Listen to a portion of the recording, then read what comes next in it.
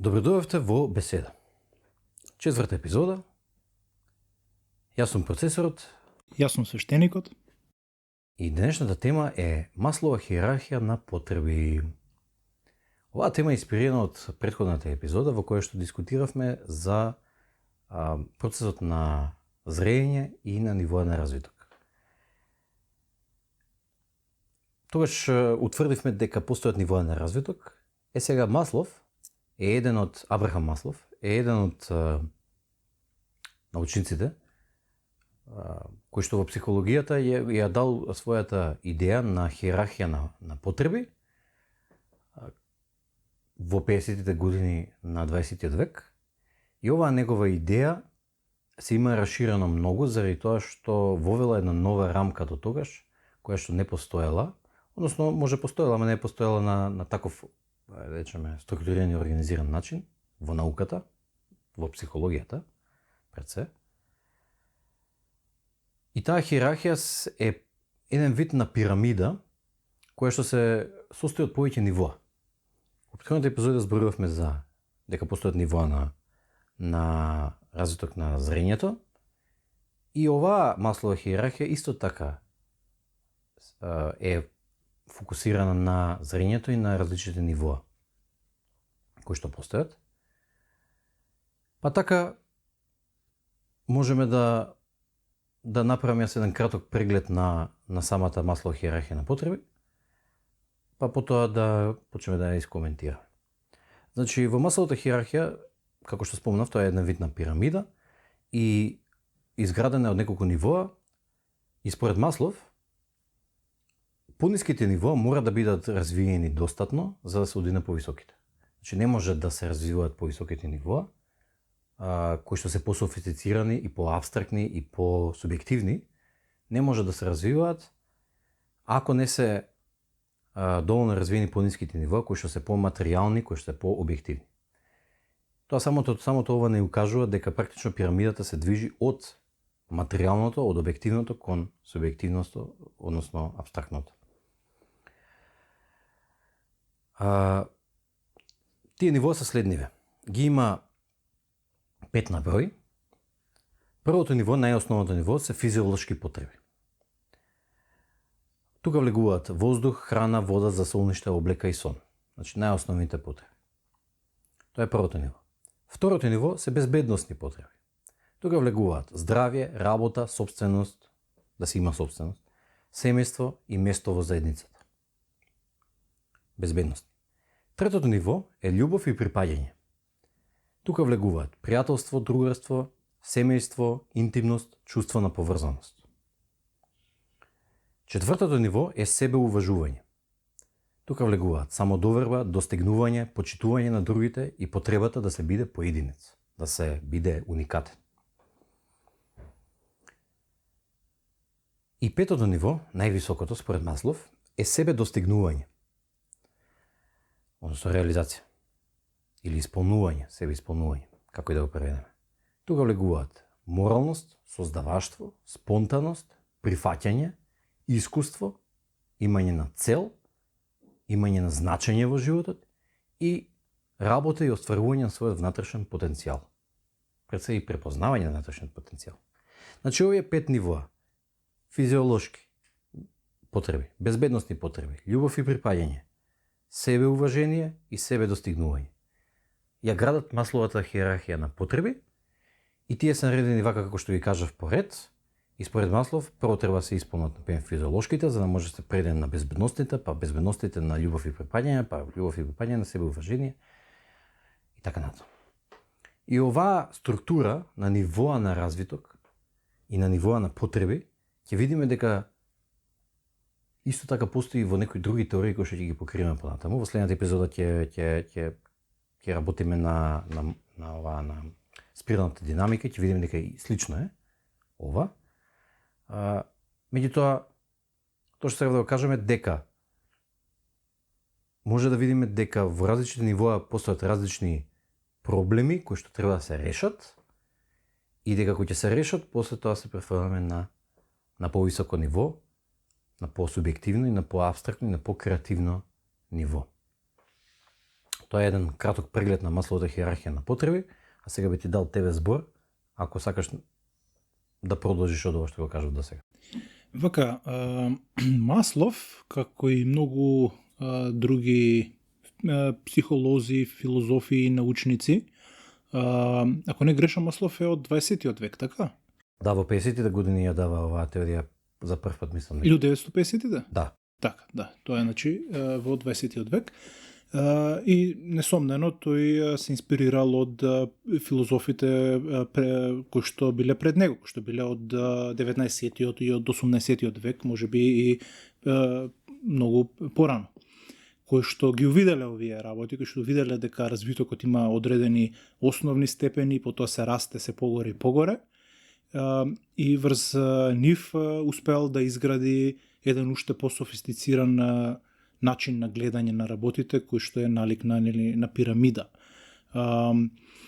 Со тоа што ние у првата епизода напоменавме дека пробуваме да стоиме на джиновите кои што биле на раменјата на джиновите, и да градиме, да ги подобруваме нивните идеи, да гледаме каде можеби сгрешиле и каде може да се подобри, а каде не може да се подобри, барем сега за сега, бидејќи е навистина совршено составено таа идеја негова. Така да, кога ја гледам Масловата пирамида, две работи веднаш мене ми паѓаат на око, кои што ми се, да речам, не нелогични, туку недоволни или несовршени. Најпрвен, јас би додал уште едно ниво горе над себе достигнување, кој што би го нарекол себе надминување.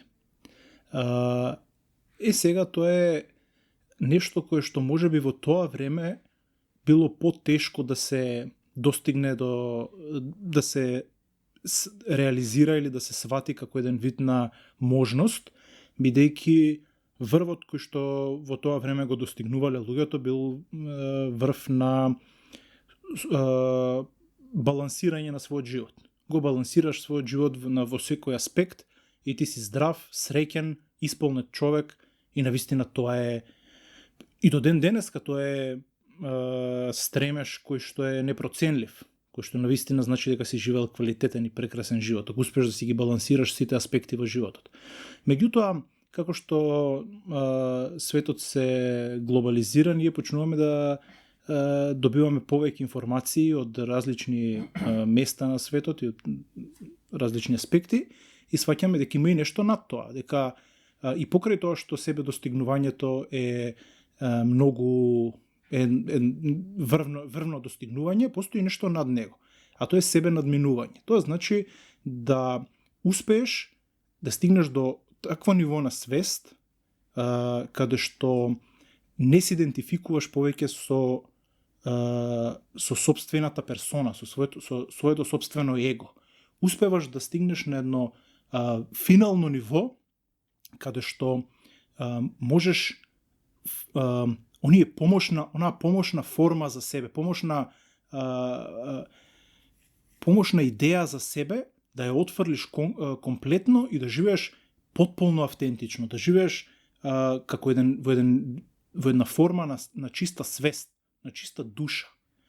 Да се ослободиш од прангите на идеја, на умот и на егото и да достигнеш нешто што во истокот се нарекува просветлување, а можеби во западот, во христијанството се нарекува да го видиш, да го посведочиш Царството Божјо. Да.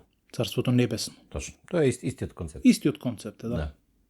Така да, тоа би било првото нешто, значи дека има уште едно скалило кое што сега ние го гледаме, кој што Маслов можеби не го видел или можеби го видел, имав читано дека при крајот на неговиот живот увидел дека им фали уште едно скалило и го додал, меѓутоа тоа никогаш не стигнало до официјалните негови трудови. Ова е скалило? Да, ова скалило. Меѓутоа може да е грешка ова. Исто така, друга револуционерна идеја која што на нас сега ни текнува е дека можеби таа пирамида не мора да биде или не мора да биде како што е сега составена, туку може да биде обратно, може да биде превртена пирамида. Најпрвен почнуваш од ослободување од своето его, ослободување од оние мисли, идеи, мемории кои што ти мислиш дека си ти како еден човек. Јас сум свештеникот, ти си процесорот и едноставно ние сме одвоени од светот како едни одвоени индивидуи. Може би не е така. Значи, тоа сигурно не е така. Ако успееш да ги надминеш, што тоа се само идеи, тоа се само мисли. Ако успееш да ги надминеш овие идеи, ќе зборуваме за ова понатака, ова е комплексна тема. Меѓутоа, накратко, ако успееш да ги надминеш, ти си се надминал себе си. И сега веќе можеш многу полесно да се реализираш себе си. Сега можеш оние врвни достигнувања многу полесно и побрзо да ги добиеш, бидејќи не си лимитиран од своите собствени комплекси.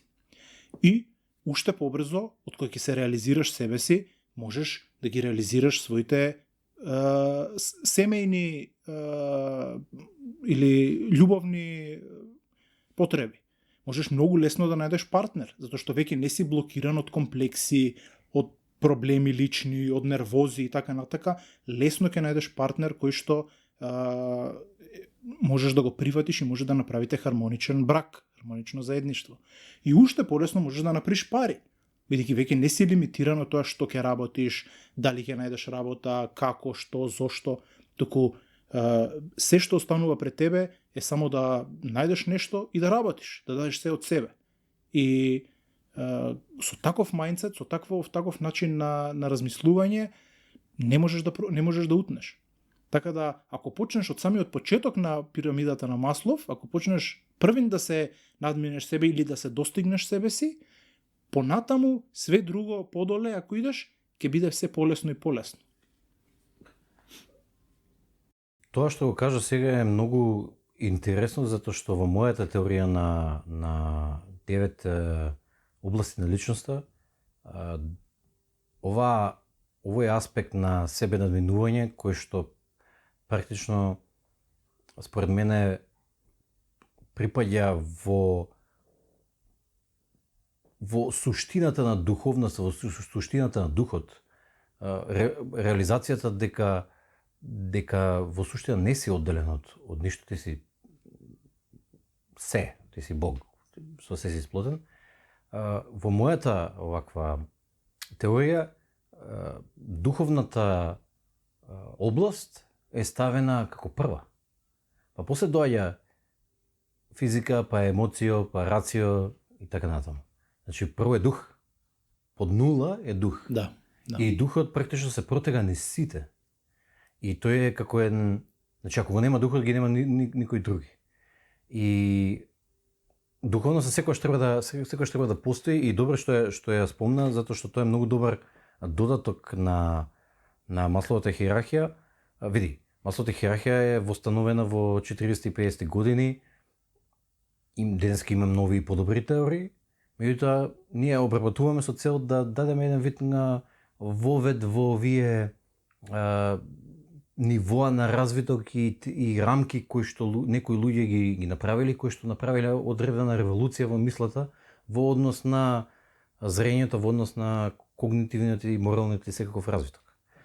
Масловата хиерархија не е совршена, има подобри рамки кои што ќе ги обработуваме понатаму. Но јас би рекол дека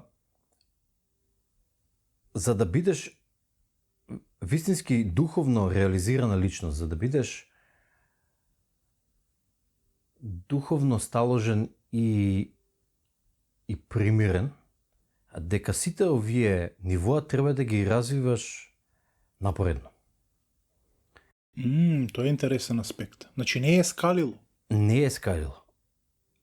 Тие, ајде да кажем вака, во негатива се наредени како Маслов што ги наредил.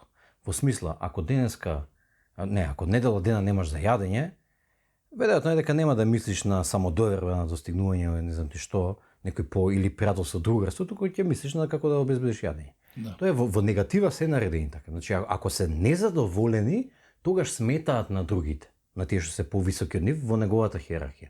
Меѓутоа, ако се релативно задоволени, тогаш треба напоредно да се развиваат сите. Значи, не е идејата дека ти ќе стигнеш до себе достигнување до највисокото ниво според него и после овие други доле ги забораваш. Не, баш напротив, туку сите треба да ги тераш напоредно. И сите треба да ги развиваш напоредно, сите се битни, еднакво битни се. Тоа сакам да кажам. Да, се согласувам и ова е многу интересна идеја која што ја даде, дека тие се аспекти кои што напоредно мора да работиш на нив. Зошто е толку важно што го кажа, бидејќи Баш ми изгледаш дека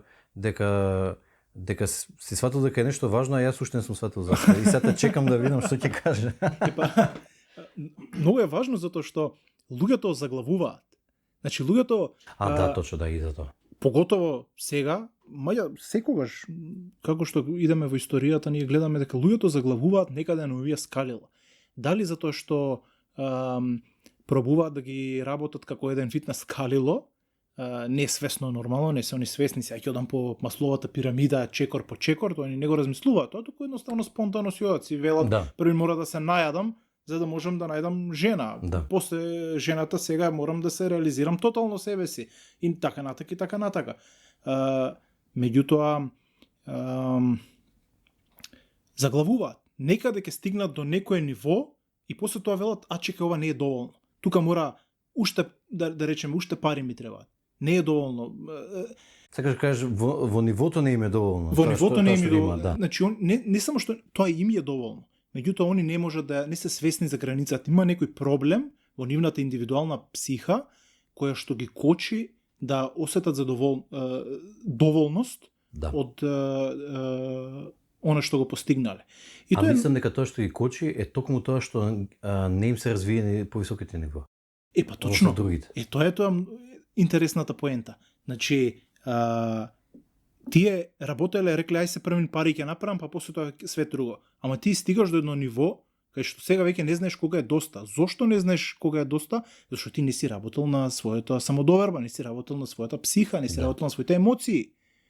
И ти си сега емоционално закржлавен, интелектуално закржлавен, морално закржлавен, сакаш да знаеш кога е доволно пари. Не можеш, ти ќе станеш брутален варлорд, ти ќе станеш некој бизнисмен зачурен кој што нема морален компас и само ќе прави пари и нема да знае кога е доста и не може да осети среќа. А он сака да направи доволно богатство за да може да напредне. Тоа не може така. Значи мора сите да се напредуваат, да се работи на сите напоредно. Нормално, да речеме основните работи како што се храна, доволно храна за да преживееш, се некои најосновни работи треба да знаеш дека се неопходни за се друго, меѓутоа не треба први нив да ги осигураш за секогаш во вечноста, па после да работиш на другите работи, туку све треба најади се, па после јадење седни размислувај за нешто повисоко. Да. А не да после јадење веднаш да размислуваш на следното јадење. Значи тоа е интересната поента ти што ја потикна. Меѓутоа исто така што сакав да кажам е дека зошто луѓето не само што не работат балансирано на сите овие полиња, туку заглавуваат на едно од овие полиња, причината главно е нивната недоволна воспитаност од родителите. Значи не им се вистинските вредности втиснати во нивната психа додека биле табула раза, додека биле празен лист кој што родителите треба да го напишат и во одреден мал дел и општеството. Јас секогаш велам дека 60 до 70% родителите те пишуваат тебе, 30 до 40% зависи колку биле присутни во твојот живот, пишува општеството. А сам се пишуваш? Сам се пишуваш некои 5-10% више и доста ти. Кога ќе не, види, јас зборам за кога не можеш да се пишуваш ти. После ти можеш да се смениш тотално. Значи има луѓе кои што така, точно, да. Сакаш да кажеш за оној дел кој што не зависи од тебе. Да, збориме, значи да речеме до 5-10 години, каде што зборот на родителите и општеството е она кое што те обликува тебе и ти немаш реална свесност и волја да се обликуваш сами од себе. И тоа е така биолошки направено, еволутивно, за да ги развиеме потребните механизми за преживување и развиток. Меѓутоа, она што ни е напишано е од родителите и од општеството е доволно за едно константно преживување во општество каде што преживувањето не е главна тема повеќе и ако се уште живееме на ова ниво на само да преживееш, ние почнуваме да се самоуништуваме. Ние не преживуваме. Си ги сечеме гранките на кои што сме се искачиле, бидејќи сега е веќе потребно да работиме на нови нивоа на себе реализирање, на себе одржување, бидејќи ако продолжиме со ова темпо на глад за преживување, ние всушност претеруваме и се уништуваме. Да. Како, например, прост пример е сечењето на шумите. Значи, ние сечеме шуми за да имаме повеќе енергија, за да напредува економијата, за да имаме енергенси, да имаме простор за градење фабрики и така натака. Зошто? Па за да имаме доволно пари за да преживееме како цивилизација. Меѓутоа, со тоа што го правиме ние, со тоа сечење на шумите, ние ја уништуваме планетата Земја. Придонесуваме кон глобално затоплување. Се само уништуваме со целта да преживееме. А ако малце олабавиме, ако го подопуштиме тој нагон за преживување и се задоволиме со тоа што го имаме веќе, ќе можеме нема да ги правиме оние непотребни чекори кои што не носат кон самоуништување, а правиме чекори кои што не движат во некои поубави, повисоки насоки кон себе реализација. Да, јас би рекол дека и не е толку самиот, инстинктот за преживување тука, нагонот за преживување кој што не тера да на крајот да резултира во тој, како кажам, потрошувачки некој зачаран круг во кој што само трошиме и само користиме природни ресурси без усул. Без усул. Точно го погоди зборот. Но мислам дека тоа се случува заради тоа што повеќето луѓе денеска живеат во едно општество и еден финансиско-економски систем кој што е така поставен да во суштина многу повеќе ресурси се трошат неголи што навистина ти требаат.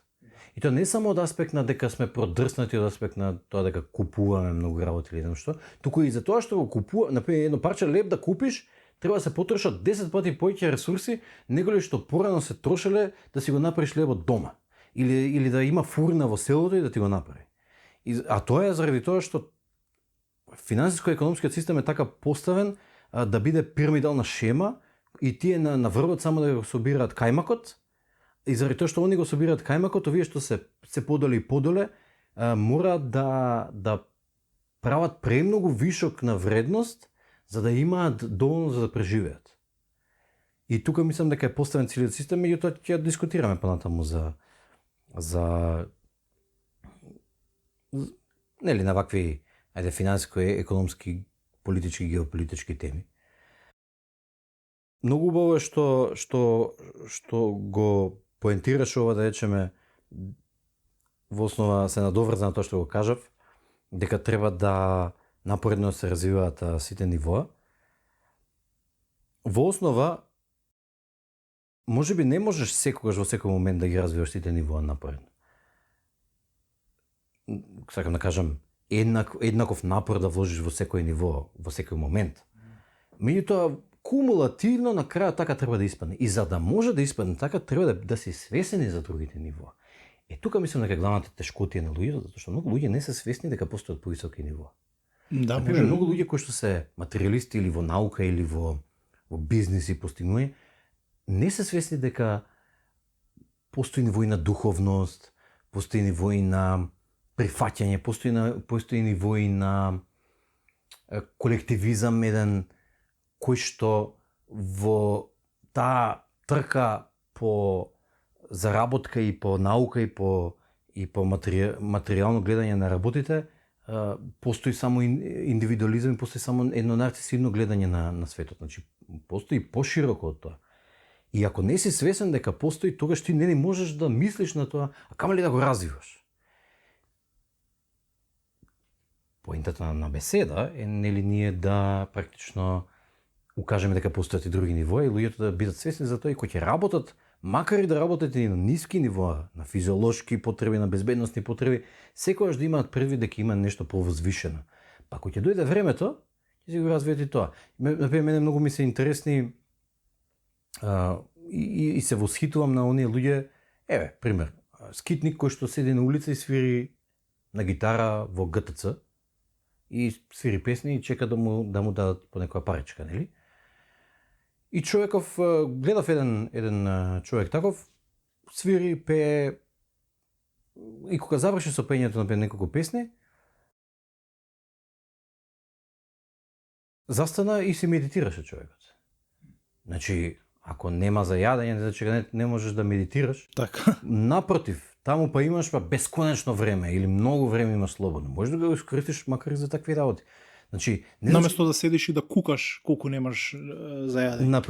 Например. Значи можеш да да формуваш и пријателство и другарство и така натаму без разлика што немаш многу пари. Тоа не значи дека додека не направам пари готово не можам јас да имам семејство. Не е точно. Не можам јас да имам другари. Не, баш напротив.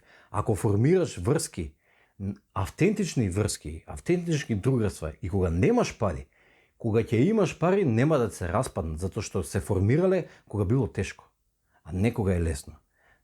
Кога ќе се стекнеш со пари, дај Боже, ама кога ќе се стекнеш со пари, тогаш ќе се појават и 500 пијавици кои што ќе глумат дека се пријатели. Така. Ама оние кои што си ги стекнал кога си немал пари, се оние кои што навистина те сакаат.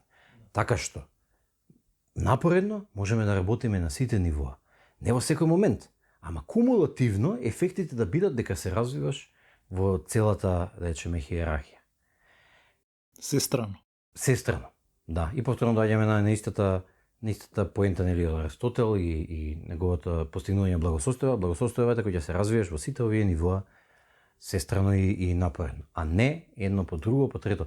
Имаше една интересна коментар од еден човек што јас и ти го знаеме, за тоа дека мислам дека он се надоврза на она што Џордан Питерсон го кажуваше, дека почни од себе си, почни од тоа да си го местиш креветот, па после тоа иди кон менување на светот. Во основа среди се тебе, почни локално, па после тоа ширише спрема глобално. Ама многу често таа идеја на Питерсон се користи цинично,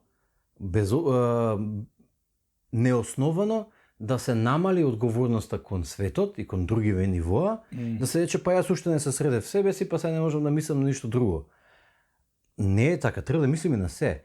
Едно е дали можеме да придонесеме, едно е дали треба да прифатиме состојбите какви што се сега привремено, ама никогаш не смееме, според мене, никогаш не смееме да ги напуштиме тие проблеми, демек не се тие дел од мојот домен на мислење, ниту на одговорност. Не е точно. Имаш одговорност и локално највеќе можеш да придонесеш, ама имаш одговорност и локално, и медијално, односно медиу, и имаш и глобално. Апсолутно, што доаѓаме и до оној постулатот на Садгуру кој што го кажавме претходната епизода, мојата одговорност е безгранична. Ете така, точно така.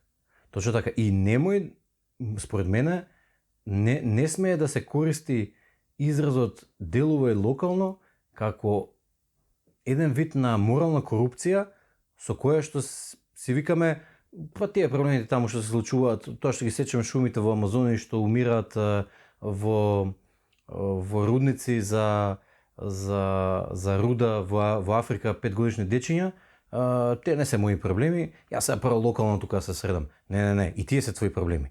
Ако ги напуштиш не значи дека ќе ги снема проблемите, ниту пак дека ќе се решат. Баш напротив. Затоа и продолжуваат проблемите, затоа што луѓето не ги земаат. Не ги прифаќаат, не ја прифаќаат одговорноста дека треба да се решаваат и тие проблеми. На системско ниво, на друго ниво, во ред, окей. Или некој ќе стане мисионер па ќе оди во Африка и ќе ги решава таму на лично. Не е битно. Битно е дека не смееш да ги напуштиш. Кој ќе ги напуштиш тие проблеми, морално се корумпираш. Затоа што си викаш, па ова е само тука битно. Не е точно. Има многу пошироки и заради тоа напоредно треба да се развиваме низ сите овие да речеме потреби. Не само ај са физиолошките ги. Значи имам воздух, храна, вода за сонешна облека, доста е. Толку можам. Толку можеш, ама не си го исполнуваш потенцијалот. Живееш многу па не е ни медиокритетски живот, тоа е дури под медиокритетски живот. Апсолутно се согласувам, ова е многу важна поента која што ја поентираше сега. И ако го видиме зборот одговорност, што значи? Одговорност е способност да одговориш. Точно така. Одговорност Точно така. не е моќ која што ти ја имаш да ги смениш работите, туку е и на англиски истото е responsibility, ability to respond. Точно така. Значи,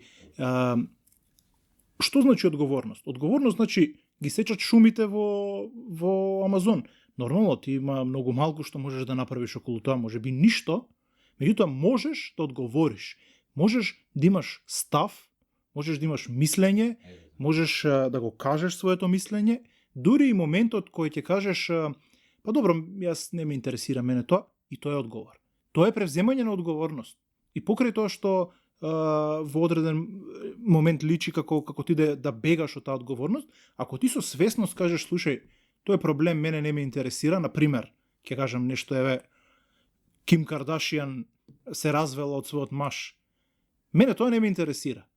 Тоа е одговорност. Јас превземам одговорност за таа ситуација со тоа што велам дека тоа е глупост, дека тоа е нешто што не треба јас да се замарам. Исто така, можеш да кажеш истото и за шумите, или можеш да кажеш тоа не е убава работа. Тоа е нешто кое што треба да се смени, тоа е нешто кое што луѓето ги води на погрешна насока или ќе не носи кон таква и такава последица и така натака. Твојот став мора да е одговорот кон тие работи. Не е твојата активност. Не е што ти ќе превземеш околу големиот проблем, туку кој е твојот став за проблемот. Зошто? Бидејќи кога ти ќе речеш па јас немам моќ за таа работа, па тоа јас не можам да го сменам, ти уствари си земал став. Твојот став е јас сум под тоа. Јас немам моќ. Твојот став е дека ти немаш моќ. Твојот одговор, ти имаш цело време имаш одговорност за се. Меѓутоа кога кога ќе се изземеш од некоја ситуација, ти уствари ја предаваш твојата одговорност. Ти на некој на нешто друго или на некој друг му ја предаваш твојата душа, му предаваш твојата одлука, му предаваш твојот интегритет. Му велиш, јас тука не можам ништо и не сакам дури ни да се замарам за тоа, пошто не можам ништо да направам. Буквално ти се подчинуваш на волјата на некој друг. Ако речеш, ова што се случува во Израел моментално не е во ред, ти си превземал став, си дал некој одговор. Ти не можеш сега да одиш во Газа и да ја спречиш војната сам, нормално, меѓутоа можеш да го кажеш своето мислење. И сите твои активности понатака ќе бидат основани на твојата способност, твојата лимитирана способност да делуваш како што е твојата идеја, како што е твоето мислење. Точно така. Значи, способноста да се променат работите е различна од моралниот став кој што го носиш во однос на работите. Ставот на одговорност. Значи, претходно нели дискутиравме, нивото на зрелост е право пропорционално со колку одговорност преземеш. Работата е дека не треба да волево да ја напушташ својата одговорност за работа и да кажеш дека тоа не е во твојот сегмент. Не е точно. За се си одговорен, како што кажа ти, меѓутоа способноста да смениш е зависна од контекстот, од ситуацијата. Например, ако збориме за сечење на шумите, па можеш да прекинеш да користиш хартија. И после тоа ќе нема пазар за, ако доволно број на луѓе прекинат да користат хартија, ќе нема пазар за тоа ќе се намали сечењето на шумите. Значи постојат и системски ефекти, не постојат само лични ефекти, не секогаш многу често луѓето ќе кажат, ама што ако јас прекинам кога други луѓе користат? Добро. Значи ти прекини и после тоа кажувај на другите луѓе. Се сечат шумите во Амазон, ти не мора во Амазон да одиш пред багерите таму да седиш што ги сечат. Туку кажувај на другите луѓе се сечат шумите, неодржливо е. Дај да престанеме да користиме хартија, сега имаме дигитални технологии, дај да користиме дигитални документи. Малку по малку тоа ќе влегува на луѓето и малку по малку ќе се намали пазарот за хартија и со тоа ќе се намали сечењето на шумите. Нормално дрвата се користат за други работи, за горење, за така натаму. Меѓутоа, конкретно ако збориме за сечење заради хартија, можеме да делуваме. Меѓутоа, твоето делување нема да биде можеби ќе биде. Јас ќе влезам во Обединените нации и ќе воведам гласање кој што ќе гласат сите во Обединените нации, сите држави дека треба да се прекине сечењето на шумите во Бразил, може да бидеш, може да имаш таква мисија, може да имаш и таква позиција, може контекстот ти е таков, може си претседател на држава, па тоа сакаш да го воведеш. Меѓутоа, ако не си, има и други начини како можеш да се бориш против тоа или да се бориш за нешто. Меѓутоа, проблемот, моралната корупција не настанува во овој момент кога ќе кажеш јас сум сега неспособен да го решам тоа системски, јас сум способен да го решам на моје индивидуално ниво или не сум ни така, едноставно немам средства. Проблемот на моралната корупција настасува кога ја отфрлаш одговорноста за ситуацијата. И тука е проблемот. Апсолутно, тука е проблемот. Меѓутоа, јас толку не зборев за некои општествени делувања или како можеш да смениш, да, секако тоа што го каже е точно. Можеш да во одредени позиции можеш повеќе, можеш помалку. Меѓутоа, јас зборам за состојбата на твојата психа и состојбата на твојата душа и на твојот ментален склоп, ако живееш под дејство на изреката грозјето е кисело. Значи, ако велиш, она што јас не можам да го сменам тотално, кај што не можам буквално да превземам јас, да ја превземам моќта, тоа не е моја одговорност. Јас таму не можам ништо, тоа не е моја одговорност. Буквално се предаваш. Тој аспект од реалноста, кој што е во допир со тебе, ти му ја оддаваш целата контрола која што ја имаш или ја немаш во тебе. Се предаваш себе си. И тоа е нешто што ја менува твојата психа, бидејќи кога ќе превземеш одговорност за се, збориме за начин на живење како превземање на одговорност. Кога ти можеш да превземеш одговорност за све, сега веќе твоите одлуки произлегуваат од едно место во тебе кое што е полно со самодоверба и со интегритет. Да. И за тоа не се корумпираш, ти што викаш морално корумпирање. За тоа не се корумпираш морално. Точно така. Затоа што во тебе сега знаеш дека ова е твоја одговорност. Сега ти одговараш на ситуацијата. Веќе не реагираш, туку одговараш. Ако јас те нападнам сега тука, ти можеш да реагираш, да збеснеш и ти да ме нападнеш мене, или можеш да одговориш на еден свесен, достоинствен начин. Да. И тоа е свесноста треба да се развие дека можеш да одговориш на друг начин, можеш да одговориш на каков сакаш начин. Па тоа е тоа. Не мораш да одговориш на првиот што ќе детекне. Затоа и велиме мојата одговорност е безгранична. Што значи тоа? Тоа значи дека можам на се да одговорам.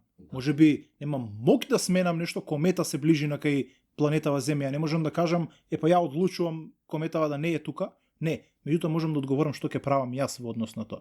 Да. Или ако не можам ништо, барем можам да одговорам какви ќе бидат моите емоции во однос на тоа. И овде е уствари најважната точка. Најважната точка е како ќе реагираш емоционално на сите аспекти во реалноста. И оние кои имаш мок и кои што немаш мок. Значи, те става во еден начин на функционирање каде што ти си во контрола на самиот себе. Сега од тука кога реагираш веќе кога правиш некои работи, ги правиш со многу со голема свесност и со морален компас, здрав морален компас. И заради тоа си сосема примерен и сосема со апсолутна самодоверба. Заради тоа што едноставно тоа што го правиш доаѓа од точка на одговорност, доаѓа од точка на, како да кажам, зрелост. Да. Имено тоа е зрелост. Тоа е зрелост, така. Да. До оваа точка да разговараме за одговорности што е, дојдовме практично затоа што ја го спомнав примерот со Џордан Питерсон, односно со делување само на локално. Но ако се вратиме назад на Масловата хиерархија, овие ти кажа една многу интересна поента преска, а тоа е дека особено оној дел што го додаде ти во Масловата хиерархија на себе надминување, па и не само себе надминување, туку и себе достигнување, бидејќи тука околу моралност, спонтаност, прифаќање, натрешен потенцијал, дека многу зависи од нашето семејство, нашите родители, нашето воспитание и образование, ама особено воспитание во рамките на семејството. И знаеш, многу циници би можеле би искоментирале, затоа што и мене ми коментирале на ваков начин.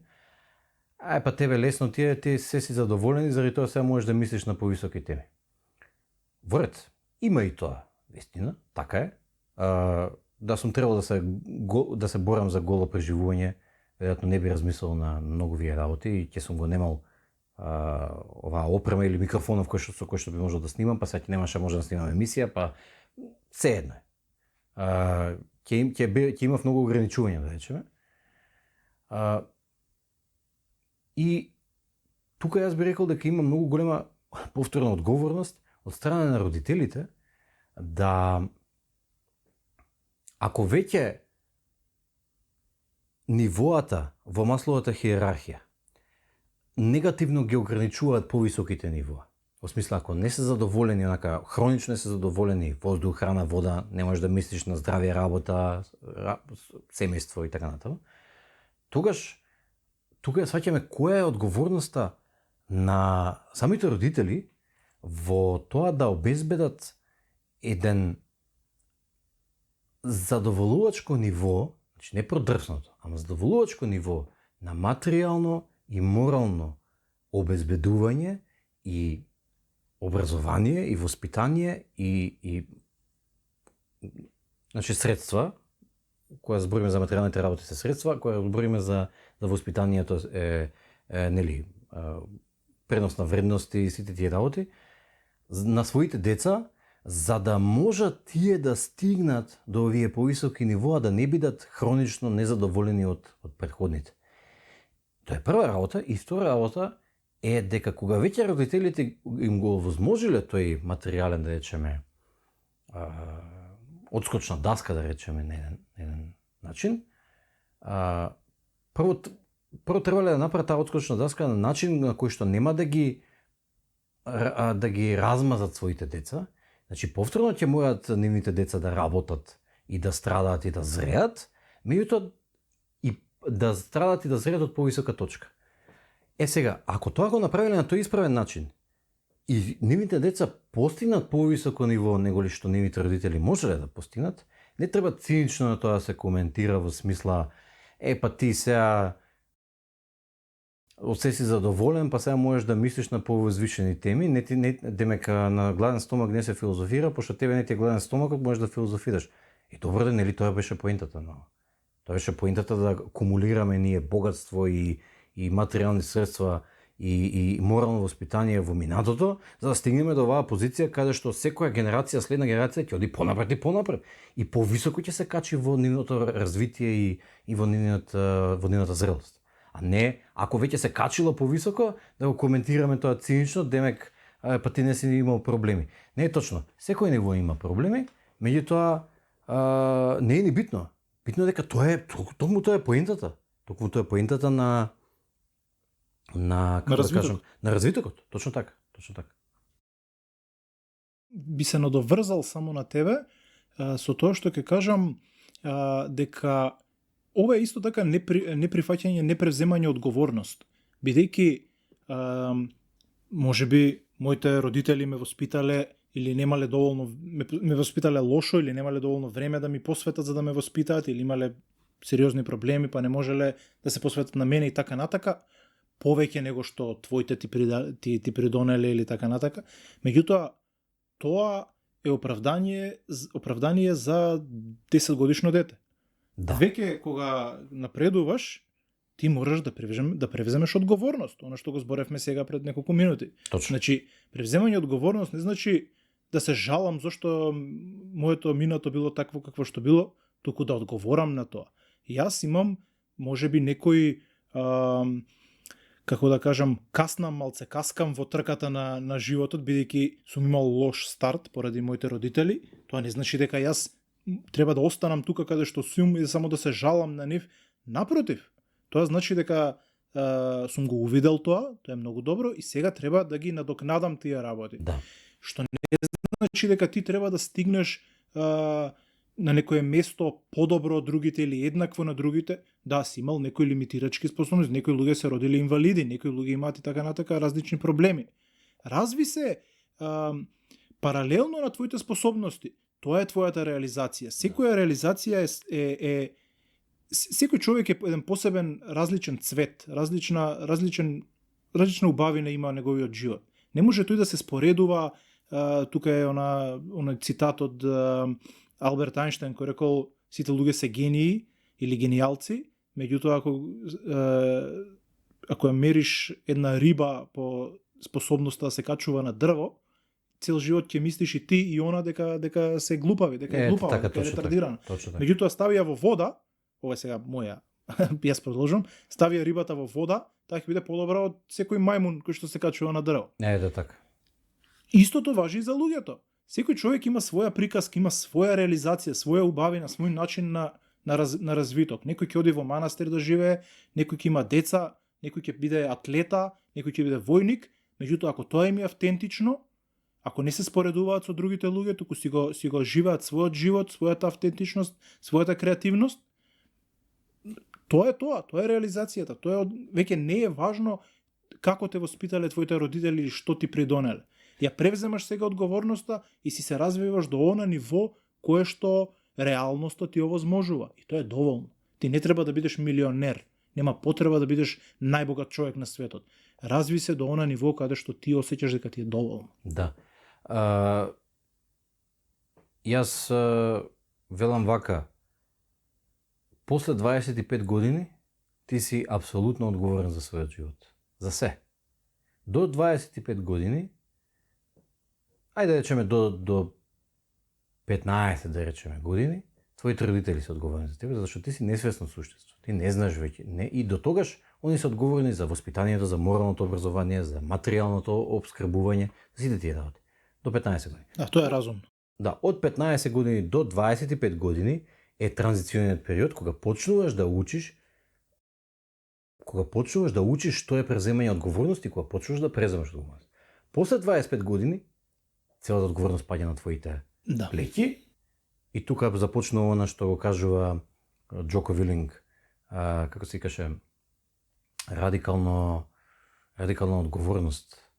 Мислам дека така му се викаше поентата, или радикално прифаќање на одговорност, нешто во таа смисла. Значи,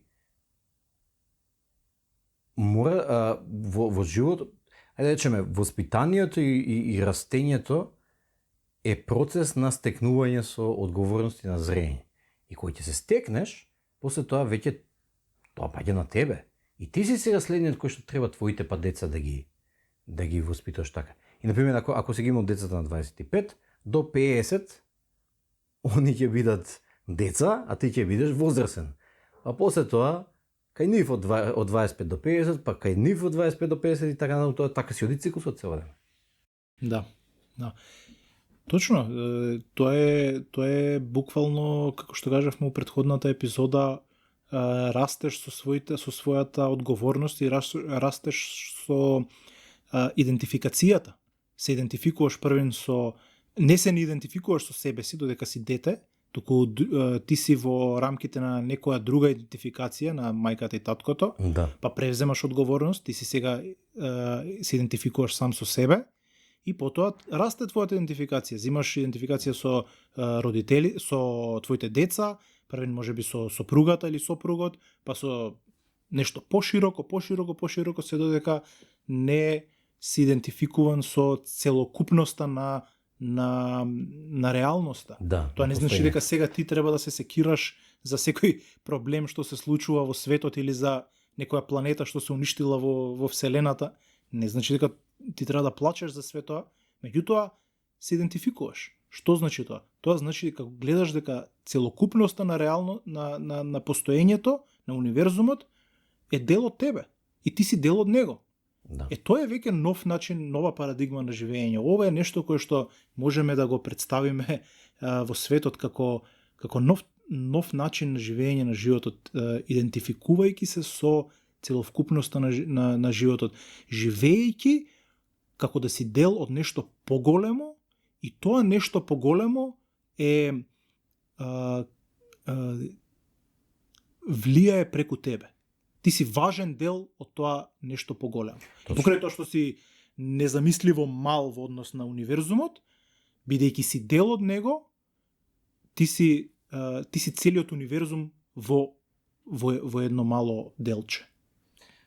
Кога работев на еден факултет и кога ме праша, бидејќи јас тврдев и денеска сум убеден во тоа, дека и колективите имаат своја субјективност, своја субјективност и личност и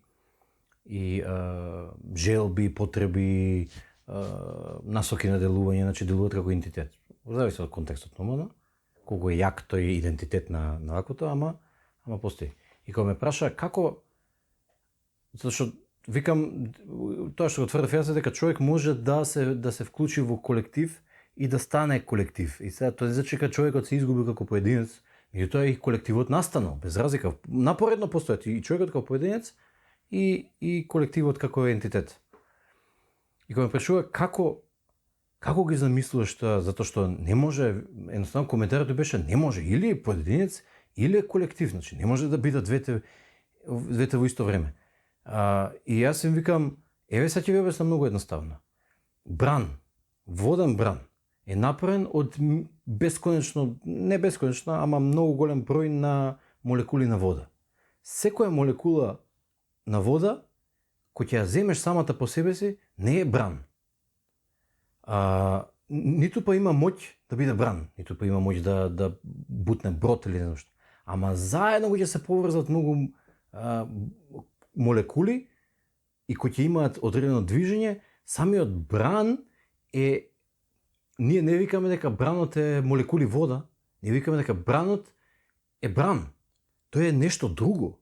Тоа е па таков и колективот. Значи може да се спојат поединци и тоа не значи дека, баш како што кажа ти, ако ти на твојата точка каде што се наоѓаш имаш бесконечно мало влијание, ама целиот универзум заедно има бесконечно влијание.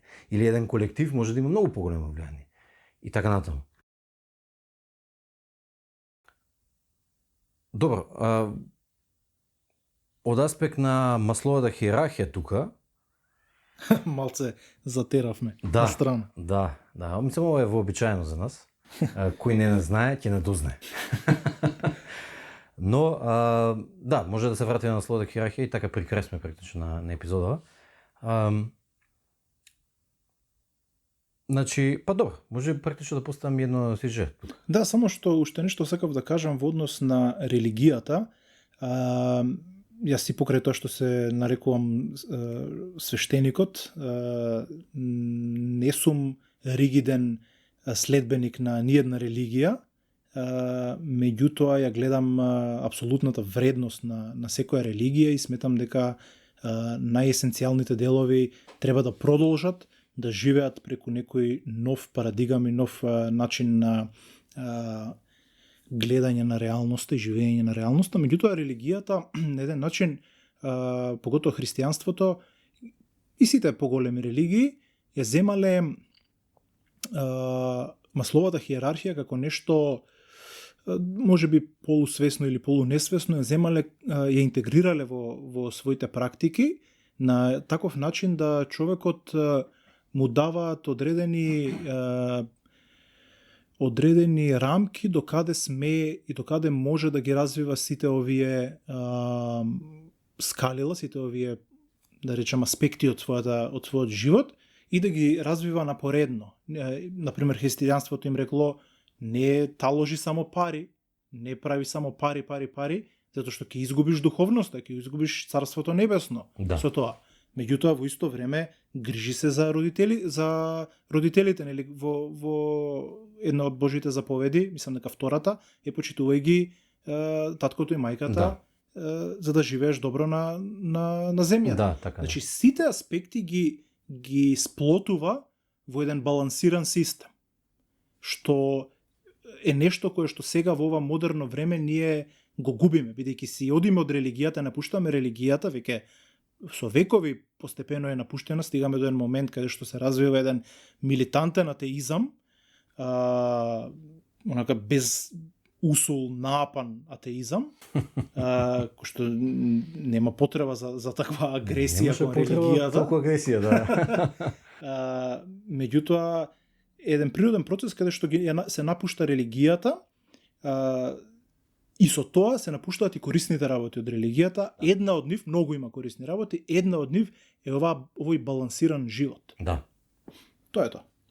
Да, практично ова е тоа што ова е критиката на Џордан Питерсон. Во основа он се занимава со ова, дека он го кажува, односно често го цитирам Ниче, во тоа дека кажал дека Бог е мртов, ама Ниче го кажал тоа како не е како триумфално, туку баш напротив како ужаснато го кажал тоа, во смисла дека сега ни подлогата, она морална и духовна подлога се ја искинавме и сега што да правиме?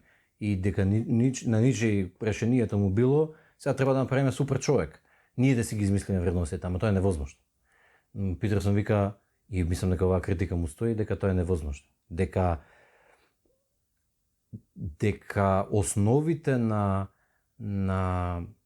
вредностите не може да се најдат на нивото на кое што делуваат, туку треба на некој повисоко ниво да се воспостават. Да. Епа,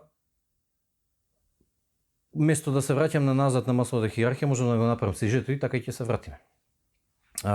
Значи, оваа епизода беше фокусирана на масловата хиерархија на потреби како една од оние рамки за психолошки и когнитивен и морален, па и општо развиток на нивоа на зрелоста.